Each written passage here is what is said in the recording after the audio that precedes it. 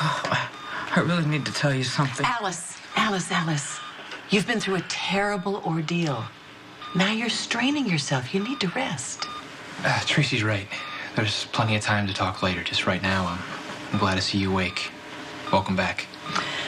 But Alice, there is something we do have to discuss, and it is about your heart.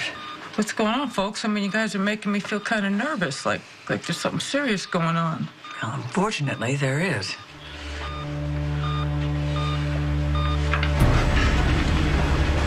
So Rafe's not dead, he's just brain dead. But you and I both know that means the same thing. No, what are you doing? Why are you giving up? Nina was in a coma. She was able to... Rafe's condition isn't the same as a coma, Sam. Mrs. Clay still had brain activity. Rafe doesn't.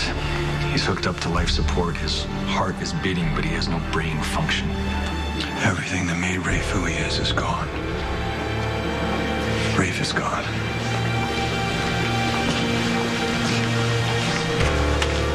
I can't tell you how sorry I am. You're not sorry. You wanted Rafe dead, so you either let him die or you killed him. Yeah, I researched Silas thoroughly back when I thought he was responsible for putting Nina in a coma. And I know how he fought for custody at Rafe. Any word on the kid's chances? Yeah, you know, it doesn't sound good. And you think Rafe caused Patrick Drake's accident? The kid admitted it. Yeah, sounds like a hell of a night. Yeah, you know what? I gotta get out of here. All right.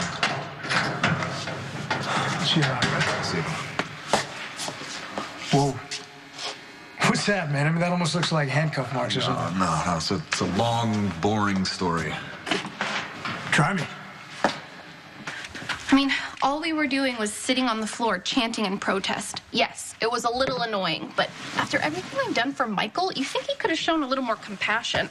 Well, I'm sure that Michael didn't want you arrested. Well, I didn't want Michael to be arrested either, which is why the night I unfortunately witnessed something I shouldn't have in regards to his stepmother's death, I didn't call the police or make a statement.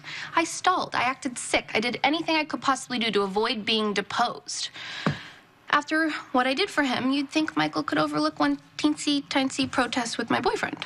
Maxie, did Michael ask you to leave? Yes, Michael asked me to leave. So did Morgan, and that one girl who was married to one of them but is now dating the other, Kiki Jerome. She asked too. But Levi said it was a matter of conscience. Levi said. I said so too, and then Nathan showed up with 2 uniformed police officers, and before we knew it, Levi was in custody for no good reason at all. For trespassing.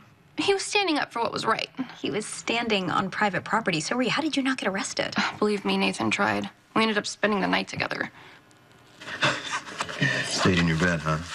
That's a good one. My last name may be Dubois, but I'm far from a Blanche. Oh, well, I was just talking about sleeping. Thank you very much. Besides, what's wrong with Blanche? I happen to like Blanche. Devereaux, that is. Yeah, you would. You are Blanche. Oh, really? What does that make you? Late for work. But for the record, I've had a really good time hanging out the past couple of weeks. There's been a lot of darkness in my other friends' lives, and it's nice to have somebody just to laugh with. I'm glad you feel that way.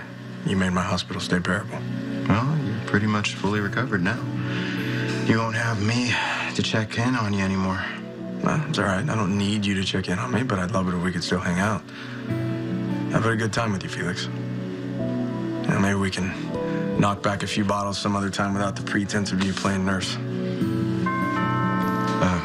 Well, that's my cue. I should go.